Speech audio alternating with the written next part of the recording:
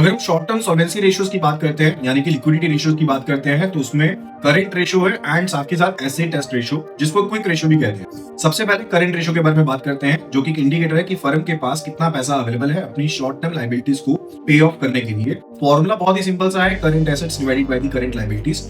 और current ratio की जो बेंचमार्क आइडियल रेशियो होती है वो 2:1 होती है। एक अगर बहुत ज्यादा करंट रेशियो मेंटेन्ड है इसका मतलब है कि आप फंड्स का उचित इस्तेमाल नहीं कर रहे हो। दूसरी तरफ अगर क्विक रेशियो की बात करें तो उसको एसेट टेस्ट रेशियो कहा जाता है और ये रेशियो आपके फास्ट मूविंग एसेट्स को कवर करती है। फॉर्मूला होता है क्विक एसेट्स या liquid assets divided by the current liabilities. Quick assets basically we can say जिसमें प्रीपेड एक्सपेंसेस शामिल नहीं होते, जिसमें डीटीएस शामिल नहीं होते एंड स्टॉक शामिल नहीं होते, उसको हम क्विक एसेट कहते हैं। एसेट टेस्ट रेशियो की या फिर क्विक रेशियो की जो आइडियल रेशियो है वो 1:1 है और ये इंडिकेटर शोकेस करती है कि शॉर्ट टर्म सॉल्वेंसी कंपनी के पास मौजूद है या नहीं है। अगर हम लॉन्ग टर्म सॉल्वेंसी की बात करें तो उसमें fixed asset ratio and DER को शामिल किया गया है। फिक्स्ड एसेट रेशियो का फॉर्मूला होता है fixed assets divided by the long term funds और डीईआर का फॉर्मूला होता है long term liabilities divided by the tangible net worth. DER जो है फाइनेंशियल लेवरेज के बारे में बताता है कि कंपनी ने अपना खुद का पैसा कितना लगाया है और बाहर से पैसा लेकर के कितना लगाया है। जितना ज्यादा डीईआर होगा उतना ज्यादा रिस्की कंसर्न होगा, उसे उतना ज्यादा रिस्की माना जाएगा।